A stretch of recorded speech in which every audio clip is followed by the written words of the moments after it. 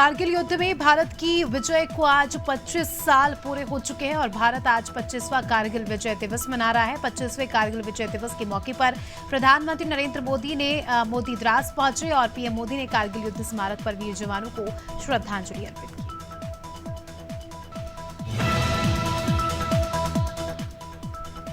आज कारगिल विजय दिवस मनाया जा रहा है। 26 जुलाई 1999 के दिन ही भारतीय सेना के जवानों ने टाइगर हिल पर तिरंगा फहराकर कारगिल वॉर में पाकिस्तान को हराया था। 84 दिनों तक चले इस युद्ध में भारतीय सेना के 527 जवान शहीद हुए थे। 25वें कारगिल विजय दिवस 2024 पर रक्षा मंत्री राजनाथ 25वें कारगिल विजय दिवस पर उत्तर प्रदेश के मुख्यमंत्री योगी आदित्यनाथ ने स्मृतिका युद्ध स्मारक पर कारगिल युद्ध के वीरों को श्रद्धांजलि दी। इससे पहले सीएम ट्वीट कर कारगिल विजय दिवस की प्रदेशवासियों को हार्दिक बधाई दे चुके थे। साथ ही सीएम ने कहा कि भारतीय सेना की कर्तव्य निष्ठा त्याग की भावना पर हमें गर्व है। बहराइच में कारगिल विजय दिवस पर शहीदों के नाम मशाल जुलूस निकाला गया। इस मशाल जुलूस का शुभारंभ शहीद नायक अरुण कुमार त्रिपाठी के भाई अशोक त्रिपाठी ने किया। ये जुलूस छावनी चौराहे से शहीद पार्क तक निकाला गया। 1999 में कारगिल युद्ध करीब 2 महीने तक चला था और 26 जुलाई को ये युद्ध खत्म हुआ था। इस युद्ध में भारत की जीत। भारत के विदेश मंत्री एस जयशंकर और चीन के विदेश मंत्री वांग यी के बीच लाओस में अहम बैठक हुई। इसमें नेताओं के बीच भारत चीन सीमा विवाद पर चर्चा हुई। जयशंकर ने चीनी विदेशी मंत्री से एलएसी और पहले हो चुके समझौते का सम्मान करने की बात कही।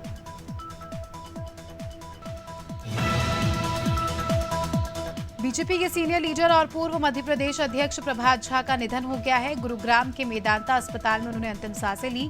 67 साल के झा लंबे समय से बीमार चल रहे थे। उनके बेटे अयंत ने कहा कि अंतिम संस्कार शनिवार दोपहर बिहार में होगा। प्रभात झा को करीब 26 दिन पहले भोपाल के एक निजी अस्पताल में भर्ती किया था। उसके बाद एएनएफ कल दिल्ली ले जाया गया। बीजेपी के सीनियर लीडर प्रभात झा का निधन हो गया। मध्य प्रदेश के मुख्यमंत्री मोहन यादव ने ट्वीट किया। सीएम ने लिखा कि बीजेपी के वरिष्ठ नेता प्रभात झा के निधन का अत्यंत दुखद समाचार मिला। बाबा महाकाल दिवंगत आत्मा को अपने चरणों में स्थान दे।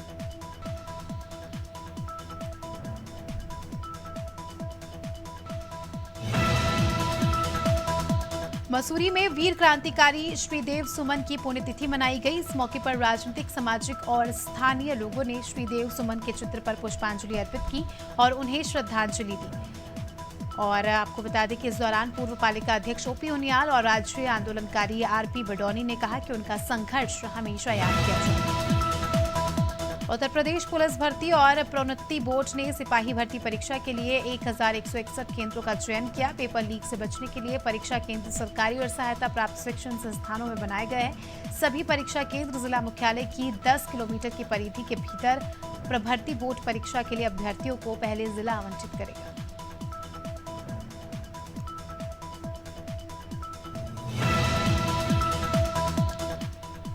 रुड़की आईटीआई में 24वां दीक्षांत समारोह 27 जुलाई को आयोजित किया जाएगा। समारोह में 2513 छात्रों को उपाधि दी जाएगी। कार्यक्रम में नेस्कॉम और अध्यक्ष देवजानी घोष बतौर मुख्य अतिथि शामिल होंगे। आईआईटी के सीनेट हॉल में प्रेस वार्ता के दौरान डायरेक्टर के पंत ने जानकारी दी और कहा कि दीक्षांत समारोह आईआईटी के छात्रों की कड़ी मेहनत और समर्पण का उत्सव है। उन्नाव में मां ने अपने 5 साल की बेटी की हत्या कर दी, फिर खुद भी सुसाइड कर लिया। घटना अजगैन कोतवाली क्षेत्र की है। बताया जा रहा है महिला का सास की सेवा नहीं करने पर पति से विवाद हुआ था। घटना के समय पति घर से बाहर था। वो लौटकर कमरे में पहुंचा तो बेटे और पत्नी का शव देखा। सूचना पर पुलिस को बुलाया गया। पुलिस ने पूरे मामले की जांच की। कटनी में कुएं में उतरे 4 किसानों की दम घुटने से मौत हो गई। पूरी घटना एनकेजे थाना क्षेत्र की है। कुएं में उतरे चारों किसान ऑक्सीजन की कमी होने से चारों बेहोश हो गए। ग्रामीणों ने पुलिस को सूचना दी। पुलिस ने एनडीआरएफ की टीम को बुलवाया। देर रात रेस्क्यू ऑपरेशन शुरू हुआ। किसानों को बाहर निकाला, तब तक उनकी मौत हो चुकी थी। पुलिस पूरे मामले की जांच में जुटी है। मुरादाबाद के कुंदरकी थाना इलाके में खुद को पुलिस बताकर एक घर में 4 हमलावर घुस गए और हमलावरों ने एक युवक को गोली मार दी। इसके बाद जान से मारने की धमकी देते हुए हमलावर फरार हो गए। पुलिस ने घायल युवकों की तहरीर पर मामला दर्ज कर आरोपियों की तलाश शुरू कर दी है। वहीं घायल युवक का इलाज अस्पताल में जारी है। ग्वालियर के थाटीपुर थाना क्षेत्र में दो युवकों के बीच मामूली बात को लेकर विवाद हो गया। बातचीत से शुरू हुआ विवाद झड़प में बदल गया। आसपास मौजूद लोगों ने दोनों के मारपीट को रुकवाया। इन सब मारपीट का वीडियो सोशल मीडिया पर वायरल हुआ और वो इसी घटना के बाद पुलिस के पास पहुंचा, जिसके बाद पुलिस ने मामले की जांच पड़ताल शुरू की।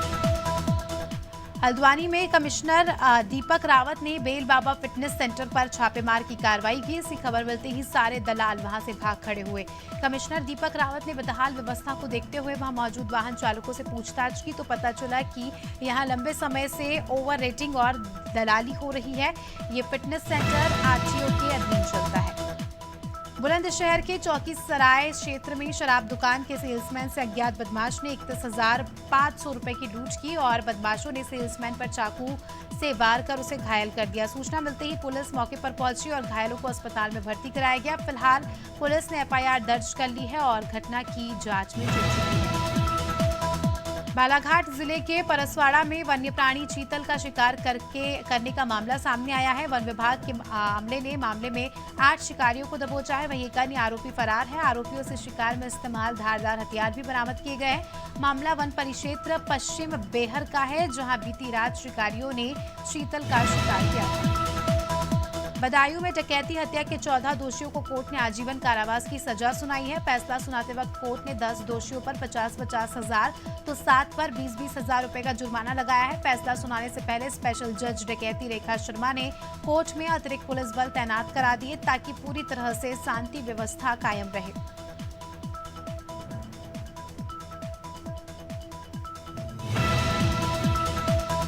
बदायूं के मेरठ हाईवे पर कार अनियंत्रित होकर पेड़ से जा टकराई। हादसे में कार सवार 2 लोगों की मौत हो गई। मरने वाले आसपास में ही रहते थे और आपस में मामा भांजे थे। घटना की जानकारी मिलते ही पुलिस मौके पर पहुंची और पुलिस ने शवों को कब्जे में लेकर पोस्टमार्टम के लिए भेज दिया। फिलहाल पुलिस हादसे के कारणों की जांच में जुट चुकी है।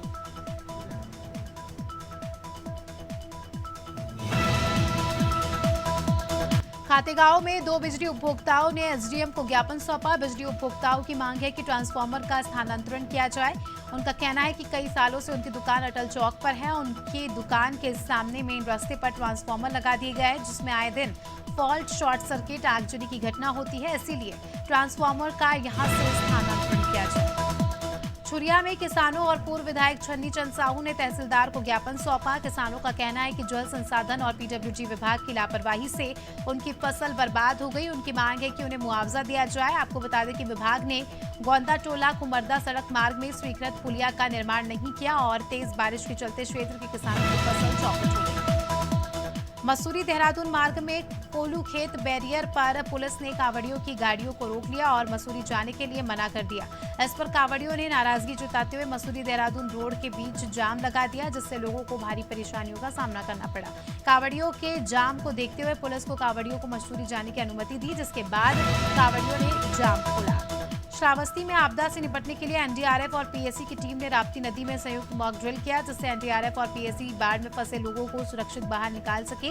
इस दौरान स्वास्थ्य विभाग की टीम के साथ संबंधित कर्मचारी भी मौजूद रहे। मॉक ड्रिल बाढ़ ग्रसित क्षेत्र दोदरा गांव में हुआ।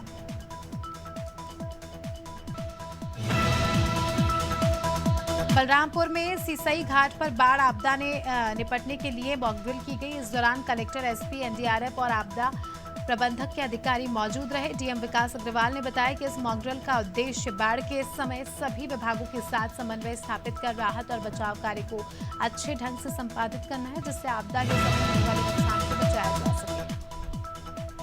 डिंडौरी के मनौरी में संक्रमण फैलने से कई मौतें हो चुकी है। इसी को देखते हुए अनुसूचित जनजाति आयोग के राष्ट्रीय अध्यक्ष अंतर सिंह ने स्वास्थ्य व्यवस्थाओं का जायजा लिया। उन्होंने ग्रामीणों की मौतों पर दुख जताते हुए क्षेत्र में फैल रहे संक्रमण पर चिंता जाहिर की। राष्ट्रीय अध्यक्ष ने मामले को गंभीरता से लेते हुए प्रशासन की लापरवाही बताई।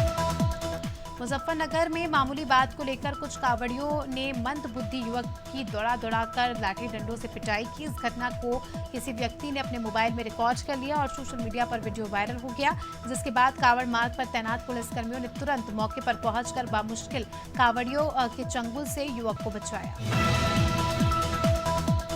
अमेठी में 3 दिन पहले एसबीआई फ्रेंचाइजी संचालक से हुई लूट के मामले में पुलिस ने चौंकाने वाला खुलासा किया है। पुलिस के मुताबिक फ्रेंचाइजी संचालक के दोस्त ने ही रुपए की लालच में अपने ही दोस्त के साथ मिलकर एसबीआई फ्रेंचाइजी संचालक पर चाकुओं से हमला कर 3,80,000 रुपए लूट लिए। पुलिस ने मामले में 3 आरोपियों को गिरफ्तार किया। घटना जगदीशपुर कोतवाली क्षेत्र।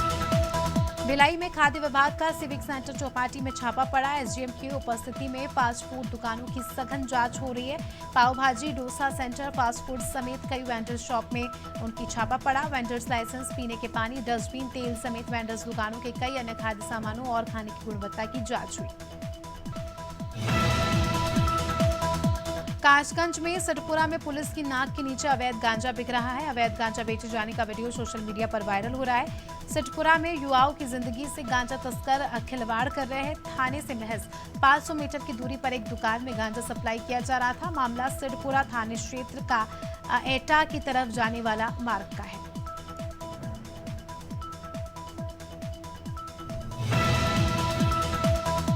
सोशल मीडिया पर आए दिन स्टंटबाजी के वीडियो देखने को मिलते हैं। ऐसा ही एक वीडियो हमीरपुर से सामने आया, जहां नेशनल हाईवे पर एक युवक बाइक से स्टंट कर रहा था। युवक ने स्टंटबाजी का वीडियो सोशल मीडिया पर शेयर किया।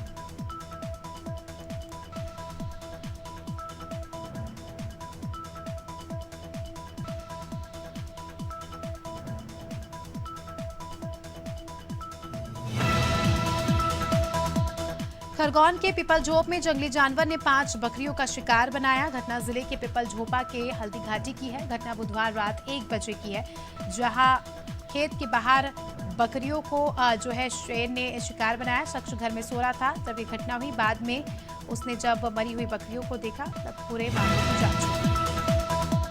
मौसमी बीमारियों से निपटने के लिए स्वास्थ्य विभाग पूरी तरह से अलर्ट मोड पर है। महासमुंद के मेडिकल कॉलेज समेत जिला अस्पताल और वनांचल क्षेत्र को अलर्ट किया गया। नगरीय निकाय सहित ग्रामीण क्षेत्रों में साफ सफाई के प्रति, मलेरिया के प्रति भी जागरूक किया गया। और जिले में मलेरिया अधिकारी डॉक्टर विहीप सिंह का कहना है कि जिले में यदि 5 साल का आंकड़ा देखा जाए तो मलेरिया का ग्राफ घटा है।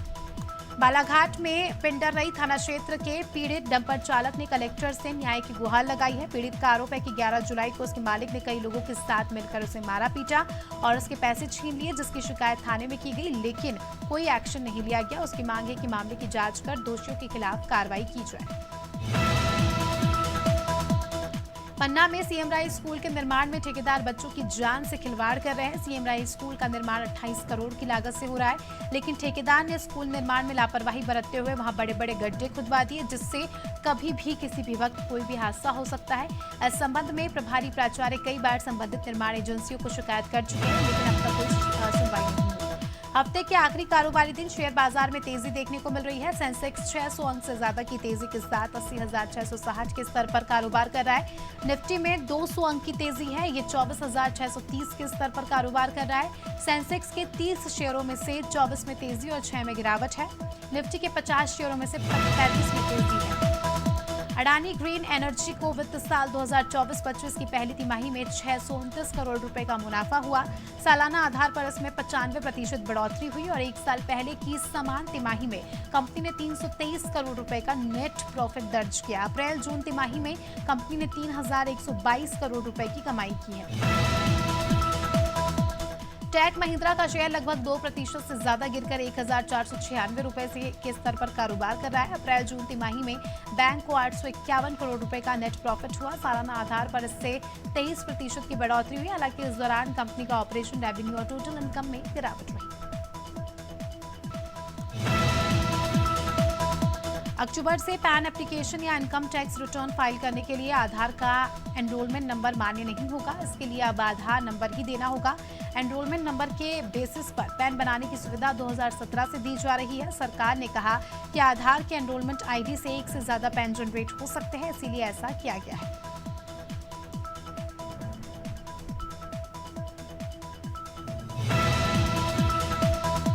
बिजनेस टाइकून मुकेश अंबानी के बेटे अनंत अंबानी ने 12 जुलाई को long time girlfriend Radhika Merchant से शादी कर ली। लंदन में पोस्ट वेडिंग इवेंट की तैयारियां हो गई है।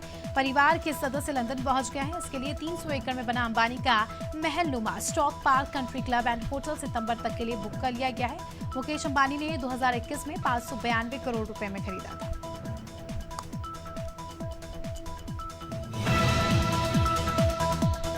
सलमान खान के घर के बाहर फायरिंग केस की 1735 पन्नों की चार्जशीट में अब नए खुलासे हो रहे हैं। इसमें मुंबई क्राइम ब्रांच ने फायरिंग से पहले शूटर और गैंगस्टर लॉरेंस के भाई अनमोल के बीच बातचीत का ऑडियो क्लिप भी शामिल किया।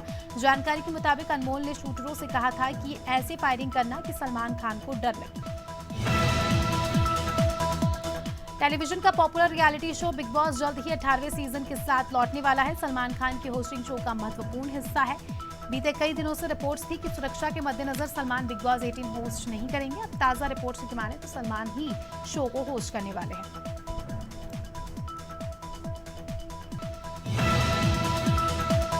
हार्दिक पांड्या से तलाक के अनाउंसमेंट के बाद नताशा स्टैनकोविक वापस अपने होम टाउन साइबेरिया चली गई है। वो अपने साथ बेटे को भी लेके गई है। साइबेरिया में बेटे अगस्त्या के साथ नताशा इन दिनों क्वालिटी टाइम स्पेंड कर रही है। हाल ही में नताशा ने इंस्टाग्राम स्टोरीज में अगस्त्या के साथ कुछ फोटो और वीडियो शेयर किए, जिनमें दोनों किसी म्यूजियम में घूमते नजर आ रहे हैं।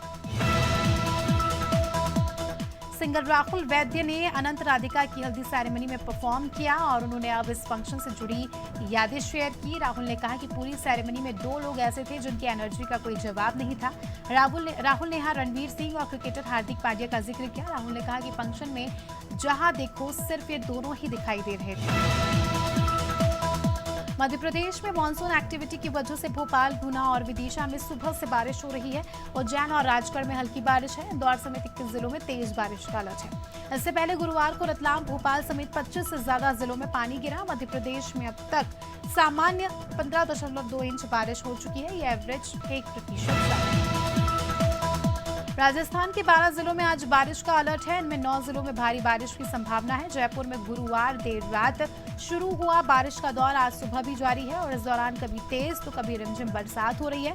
शहर के कई इलाकों में सड़कों पर पानी भर गया है। प्रदेश में इस मानसून सीजन में अब तक 175 मिलीमीटर बारिश हुई है।